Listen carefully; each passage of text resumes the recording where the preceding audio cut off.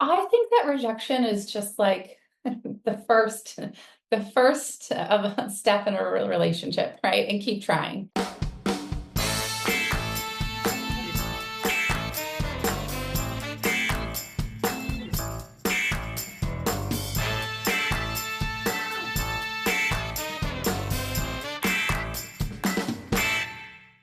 Okay, welcome back to the Marketing Playbook presented by Bluecore and Path to Response. Here you'll take away 3 game-winning marketing plays every episode to take back to your team. I'm your host, Mark Friedman, and my career has been focused on direct-to-consumer marketing, direct mail, physical retail, and digital commerce. This is episode number 117, and my guest is Jamie Domenici. Jamie's the Chief Marketing Officer at Klaviyo. She's established herself as a fixer in many of the roles she's had over the years, and she's worked hard to build prospect and client relationships wherever she has been. She offered up some great thoughts on the length of a sales cycle, how to maintain relationships, how to best use tech to sell, and how not to be afraid of change. And stay tuned for her story about sports.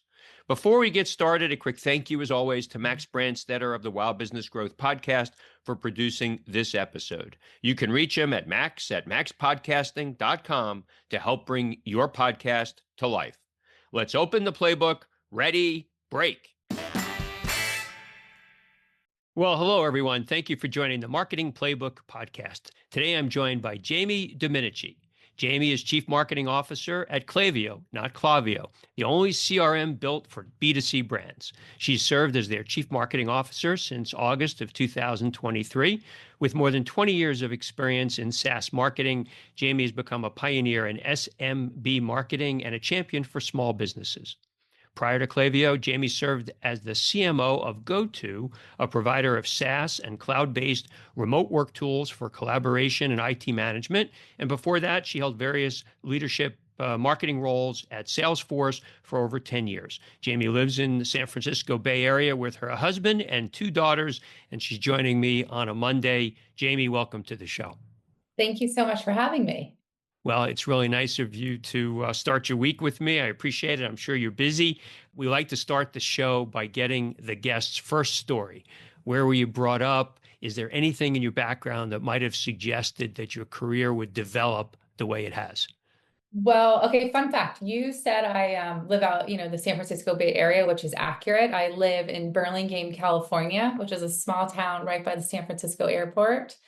And I might be one of the few Bay Area natives that were born and raised here. So I grew up in Burlingame. I've lived here my whole life, like never leaving. That's who I am. Back to if there's anything that growing up would got me where I am. No, like when I was going to school, my family owned my family owned a small business, but we were morticians. So not really in the family business, but SMB entrepreneurs, yes. And 2, when I was growing up, I wanted to be the first woman in the NBA. So like really different career paths all along. Well, you're sitting down. Are you tall? I'm 6 feet tall. Yes. Yes. And I love basketball. I'm not as good as I once was. But now I watch my daughters play, who are also tall. So I went a different way. But I think I've always been entrepreneurial, if by sorts, and work to achieve. But yeah, born and raised in Burlingame. So I'm not sure if those lead to my career aspirations today, but I've always had big goals. So maybe that's what it was. It is interesting. I asked this question. I've done over 100 shows, and I ask that same question, every time. And you'd be interested to know that so many people that either have been founders or were very early, involved in starting businesses, their family upbringing was similar. They had, families that had small stores or small businesses, or their parents were entrepreneurs in some way, and it seemingly has rubbed off into that next generation. Yeah, like I remember being in high school and I would leave, after school and then go to work at my family's business, which again was very unorthodox. I was driving a hearse and like doing, more different things than most of your normal teenagers, but gave me a great work ethic and also a strong sense of empathy, both of which I think have helped me in my career. Yeah, empathy is an interesting word. I do a lot of recruiting. I do a lot of mentoring and advising and helping people that are out of work. And I've always tried to have a lot of empathy, and it's remarkable how few. No, I shouldn't say few, but there's not as many people as you might like that are empathetic, especially to those that are looking for work. Yeah, it's hard. I think empathy is something you have to, especially as you grow in your career, you have to ground yourself in, right? And make sure you're listening to some of your authentic self. But yes, I can see that. Guide us on where you started your career. Once I was done working at the funeral home, and then I worked Yes. in the local jewelry store. Actually, that's a good story because when I was in college, I worked at a jewelry store, which 100% Topper Fine Jewelers. It's still here in Burlingame. But when I started there, it was like kind of the beginning of the internet. So I'm dating myself here, Mark, but just go with it. Like, but also that was the beginning of SEO, search engine marketing, and advertising and keywords.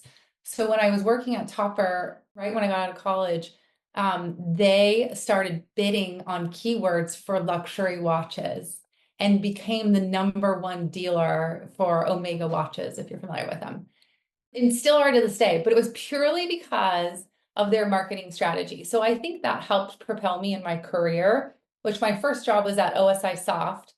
And I got there as people did get jobs back in those days, which was like on Craigslist. I applied for a job.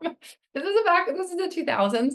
I didn't even know if I wanted to work in tech. Like I actually wanted to be a politician. And when I started out, though, I realized there was no money in that. So I quickly pivoted and took that sort of experience that I learned from Topper around, order processing and fulfillment of jewelry orders at the time and brought that into the tech world.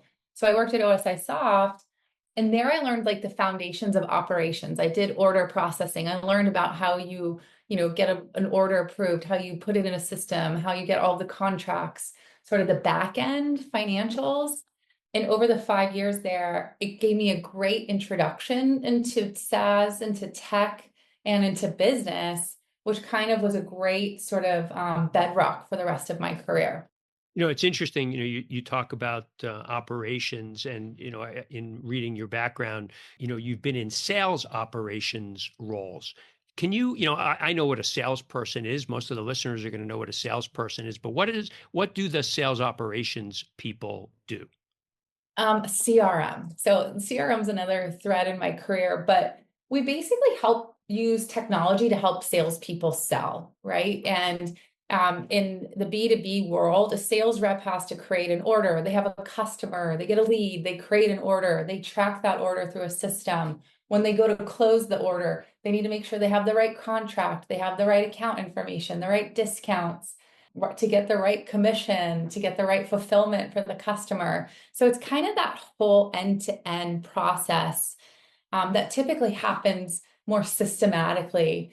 And both at OSI, I did that work there. And then my next company that I went to, I progressed that further, right? And it was sort of during that time where CRM was really taking off. This is before even marketing automation existed.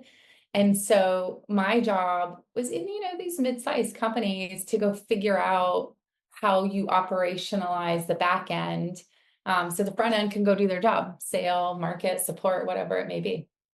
So, yeah, so that they can do only what they can do to actually generate revenue for the company, as opposed to being tied to the back office operational things. Yeah, I was the back office at these companies. Yeah, so they could go out and spend time with the customer, 100%. Right. Gotcha. Now, let's talk about SaaS companies. There's been, SaaS for a very long time. I want to talk a little bit about how that's changed over time. But before we get there, let's talk about the sales cycle. I know you haven't been that front and center salesperson, but it seems like the sales cycle has elongated as time has progressed here. Is that fair or not? I think it depends on what segment of the business you're selling to. When I spent my time in B2B, and as you go up market, yeah, the sales cycle becomes longer and longer. Now, I've spent my last 2 years almost in a hybrid B2B, B2C world. And I gotta tell you, B2C moves so much faster. And I find that in my role, PLG has been a big part of my DNA the last two companies I worked at, which is all about optimizing for a shorter sale, right? So I would say, depends, Mark. I would say I agree and disagree, which is not committal, but I think up market, you have a much more complex sale and it's longer. But I think down market, I think the industry is really shifting to figure out how to make that sale more cost effective and close faster. So it's kind of a hybrid. You had a fairly long period of time at Salesforce and had a number of different roles. Maybe walk us through the progression there, because there's a few things I want to hit on for sure. Oh yeah, a decade, a full decade. And what a decade it was. When I started at Salesforce, so I was a Salesforce admin, and that is how I came to Salesforce. They did their first large acquisition, which was data.com, which was formerly known as Jigsaw. And when they did the acquisition, they realized we don't know how to integrate these teams. So my very first job at Salesforce was when there was still 2,000 people. So it was a small company, honestly. And all of marketing sat on one floor, like in San Francisco. So this was a long time ago, 2010. And my job was more, because I had spent so long in operations and in the back end, was to figure out how you go integrate a company into another company. They had two marketing teams. So they're like, what do we do?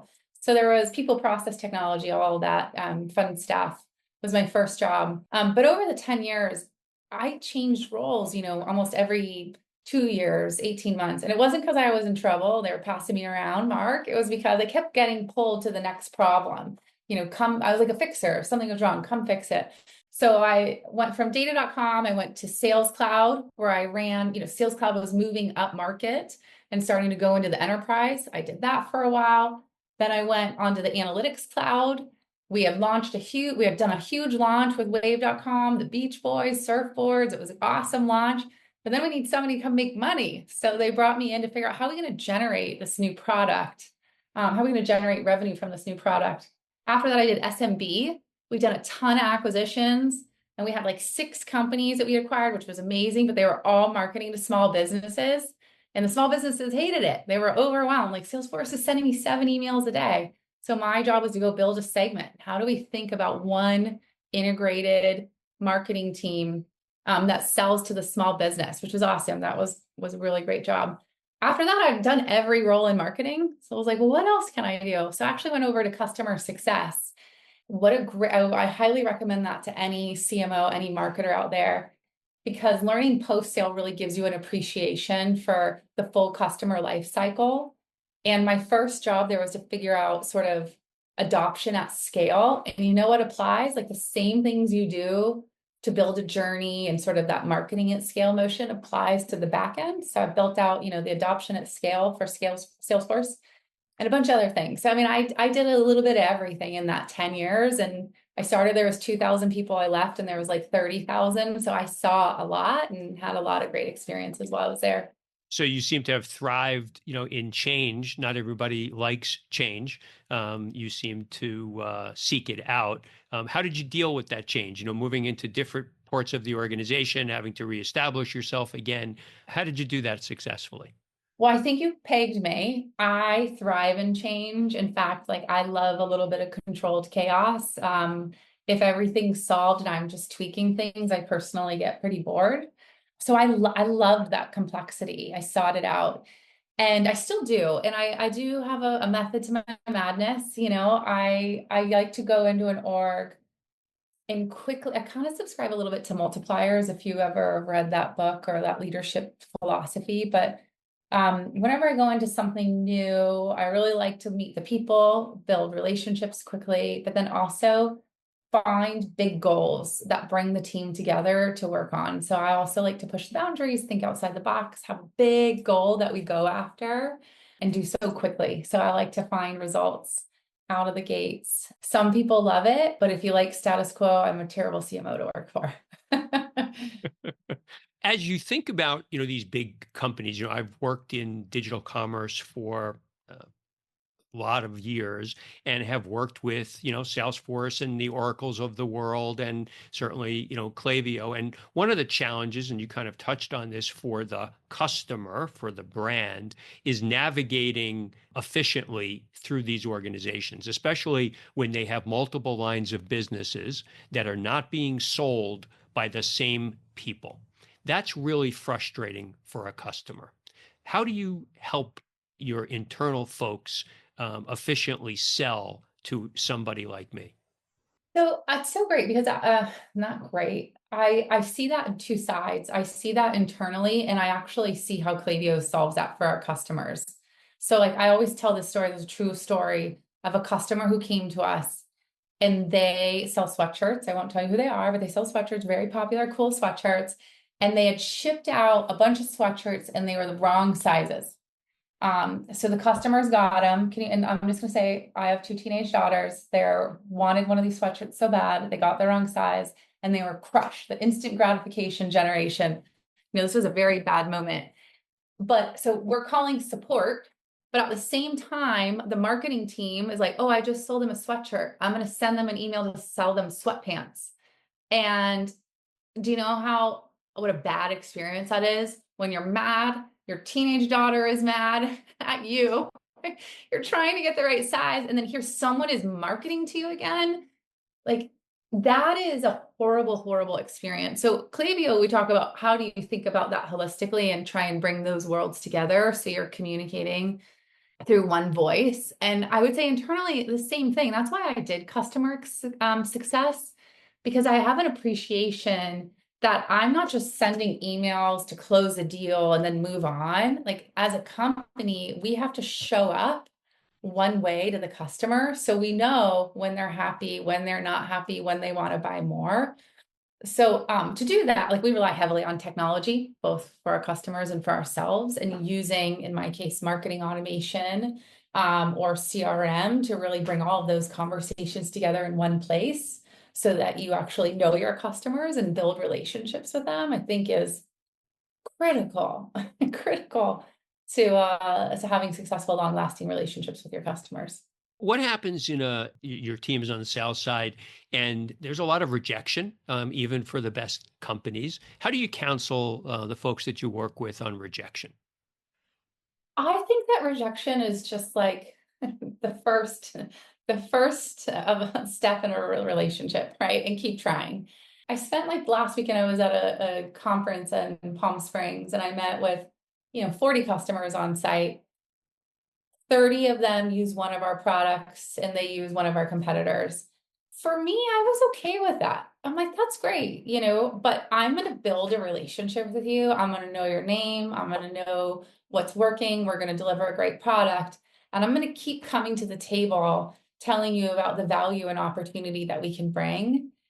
And I bet within a year, those customers will be here. And it's because of the relationship and the personal commitment and the great technology that we make. So I just had one of these calls this morning and I'm like, you know what? Don't give up. Don't be a jerk, don't be annoying and don't be so persistent. But like, I think the authentic companies that invest in the long lasting relationships, they win.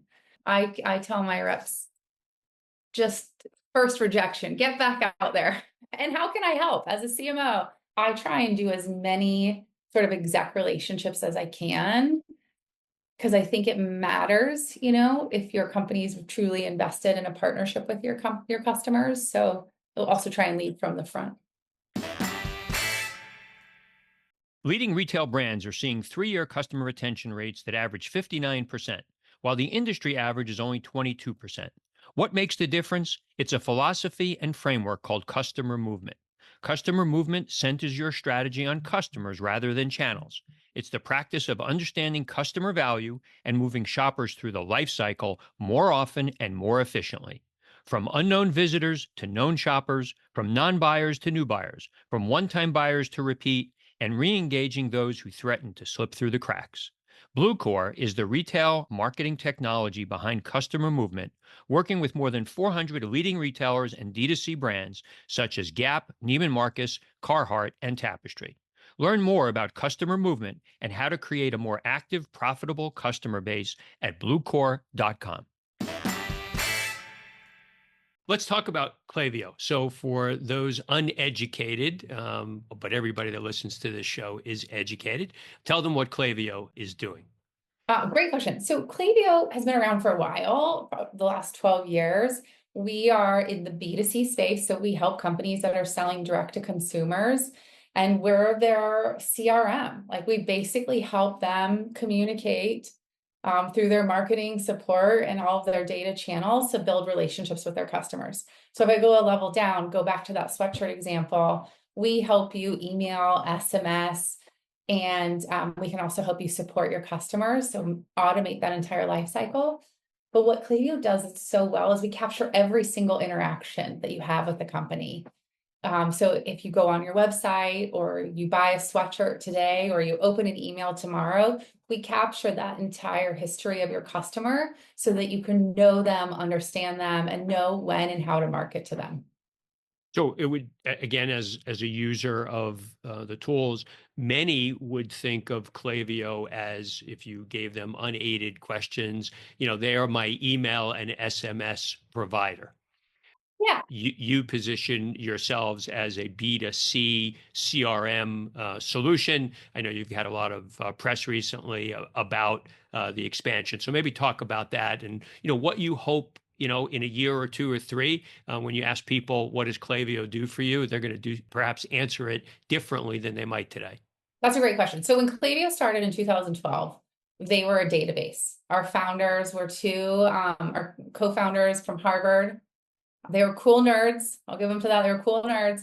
But they really built a database, a very easy to use database, like that was schema free. And then they're like, this is really cool. What do we do with this? So their first customer, their first use case was someone in retail, right? And they needed to email and communicate with their customers. So they built an ESP on top of it because they captured all of the data. So then on top of that, you could know your customer and you could send them an email or then a text or then a review, right? So we built out all these channels, which is exactly what you said, email and SMS, but this way of communicating with your customers. Last week or a couple of weeks ago, we repositioned as a B2C CRM. And you're saying, well, what CRM is crowded space? Like, why'd you do that? What is that? Well, at the end of the day, CRM is just customer relationship management, right? It's the ability to talk to your customers. Salesforce, HubSpot, Oracle back in the day, SQL, like they've all done a really good job of taking all of your customer data into one place and allowing you to communicate with your customers. But the traditional CRMs are built on a sales cycle, like we were talking about earlier, right? So the ability to take a deal, you have a customer, you have an account, you have an opportunity, and a person moves it through. It's incredible. I love CRM. But the thing is, it does not work for B2C companies because they have to manage thousands of relationships with thousands of events, right? Thousands of pieces of communication. And they too need to manage all of that in one place, but they have no tools, right? So Klaviyo has email, it has SMS, but it also has the ability to capture all of your information and then create marketing or support, or analytics use cases that are built for a B2C marketer. So long answer, but I think this market is changing. We need what B2B CRM companies have. We just need it built for them. So in a year or two from now, I hope the whole industry has evolved to better suit these consumer-facing companies. And I hope Klaviyo is leading that, but I think the whole market has to shift, frankly. Do you think it's got to shift in the sense of one throat to choke so that I have fewer relationships as a brand that I need to manage in my tech stack? I think yes, consolidation is real, but here's what's so interesting about the space, and you probably know this, like they're very channel first. Email is one channel, SMS is another channel, your website is another channel, and they're very separate. Like you could be sending out emails over here and SMS over here and nobody talks. But do you know why? And I usually, in my show, I usually don't interrupt my guests. Interrupt me, Mark. This is good. But it's good conversation because I love talking to people, like you. One of the challenges, and I've done a bunch of RFPs recently with Klaviyo and some other, competitors. And while seemingly the ESPs are doing SMS and the SMS guys are doing ESP, nobody's talking about what you just said. We can tell you, if you do all of it with us, which customer should be optimized to get this many emails and this many SMSs over a continuum of time. Nobody's talking about that, in my opinion. Okay, except for me, Mark. Welcome to me. I just literally did a whole campaign around this, Mark, because that's ridiculous, right? Like in a B2B marketer, I used to have this in my journeys. I'm like, what do you mean you don't have this? Why is it separate? Your customers want to buy this way. So that's why we've just launched omni-channel campaigns, channel affinity. Like we believe the channel is dead. Like you should not be marketing in these silos anymore. That's not how consumers buy. That is not how we should market. To do that, you have to have technology that allows you, right, to go omni-channel. But two, you really have to understand the customer because you have to go down to the unique individual to know their preferences. So that's where database, machine learning, AI, right, all of those need to be key to the B2C marketing tech stack. Because I believe that's how we should be marketing now, but that is where the industry will go into this new omni-channel world, right? That the right message. I'm not saying anything that new, like the right message at the right time to the right person, but the landscape is not, the technology is not set up to do that today. You're absolutely right, Mark. Now, the B2C CRM that you guys have created adds two things that I wasn't really aware that perhaps you guys had. One is an analytics capability. Obviously, you've got analytics as part of email and SMS, and then also a service component. So maybe just touch briefly on those. There's analytics out of the box, as you just mentioned, but more of marketing traditional analytics are like, yeah, open rate, click-through rate, how much revenue did I generate from this email? So those are still really important. But going back to what we were just talking about, a more sophisticated personalization, you need RFM analysis. You need to look at product catalog. You want to know what's the next best product. So basically, we've now launched our marketing analytics. It's the first of many in our sort of analytics suite, but it's just intended to make it easier to understand, interpret, and act on your data. So the ability to also get insights and take action within your marketing automation tool, we think is pretty important. So that was a great product launch that we had. The second is support. And we've just kind of entered that. Support's a really crowded space. So I think we have lots of great partners and there's a lot of room for everyone. But we believe that support has to come earlier into the deal cycle, meaning like if you're on your website, you're going to buy a sweatshirt, you get to your checkout and you have a question, like it's going to be a lot easier to answer that question if you use all the data you know about the person. And that means all the data from the website to the color to the channel to the problem that they've already logged, right? So what we believe is bringing that earlier and supporting like, here's the question you might answer, or here's the other product you might like. The earlier and faster you can do that, the closer you are to closing your deal. So we launched the Customer Hub, which is really the integration of support and marketing in one place, really geared at self-service, right? So the ability to do all of that on your website where you don't need a human to intervene, but bringing kind of all of that marketing and support data into one place and putting it to use for you. So as a CMO of a company like Klaviyo, you've got lots of assets internally. How do you differentiate your company versus the competition that's out there? Great question. Well, I can tell you today, I would say we're the only B2C CRM. So in marketing, you can only be first, best, or only, right? So we're the first and only company to build a CRM purely for this buyer from the ground up. And the second thing I would say is our data is built in, and we store every single piece of your customer history, and we store it for free and forever. We don't sell it, we store it for free and forever. Which allows you to know your entire lifetime experience with your customers. And from there, we make it easier for you to act on it, right? And to build that relationship with your customer using your data. Do you envision that the end user of your clients for this CRM are technologists, they're marketers, some cross between the two?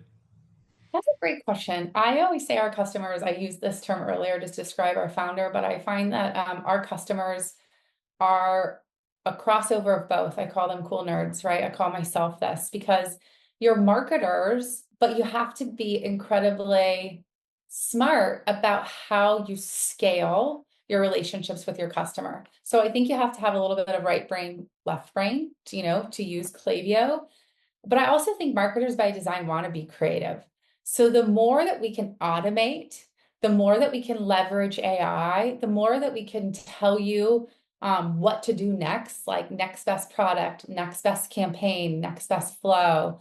The more that your technology can do that work and automate a lot of that for you, the more you can spend your time using the more creative side of marketing. So I think you got to be both. But I think our technology makes it easier to kind of do what you do best. Tired of clicks that don't convert? You're crushing it online, but you're leaving money on the table. Path to Response bridges the gap between digital and direct mail, turning online engagement into high ROI campaigns. Stop guessing and start converting.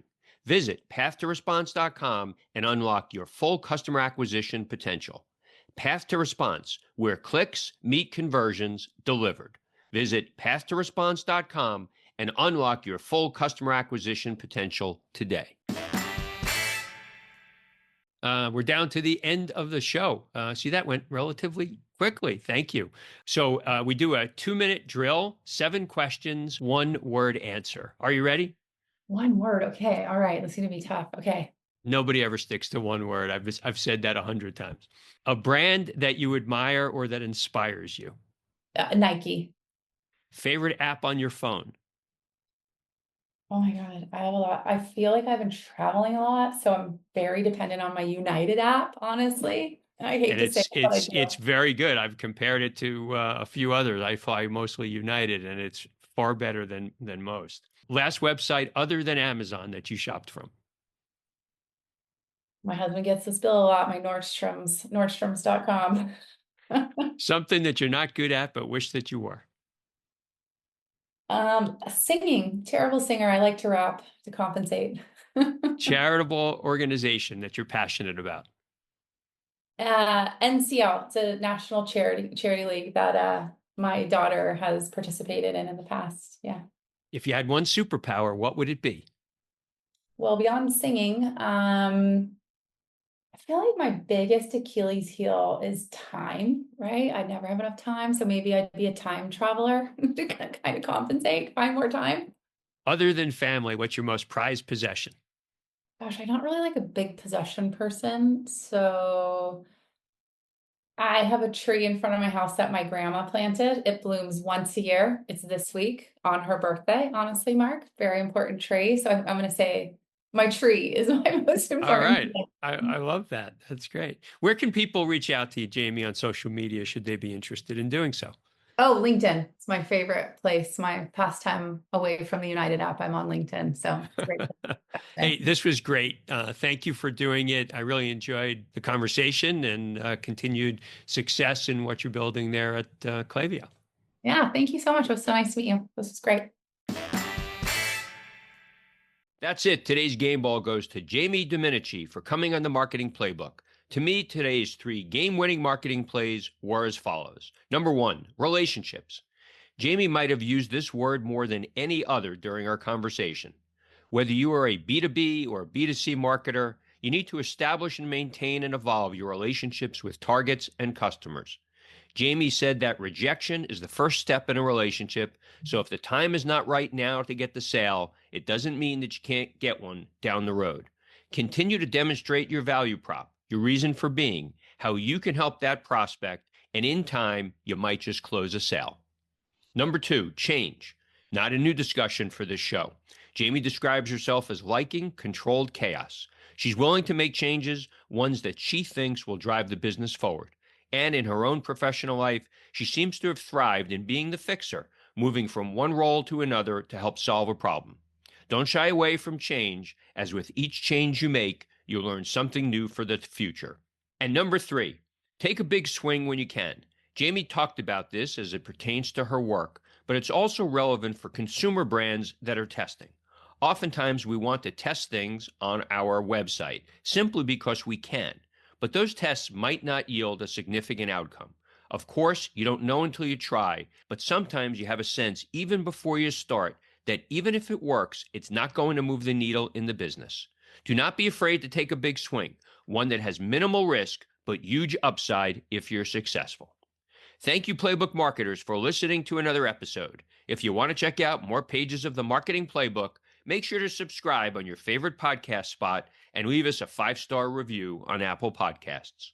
Until next time, the devil is in the details.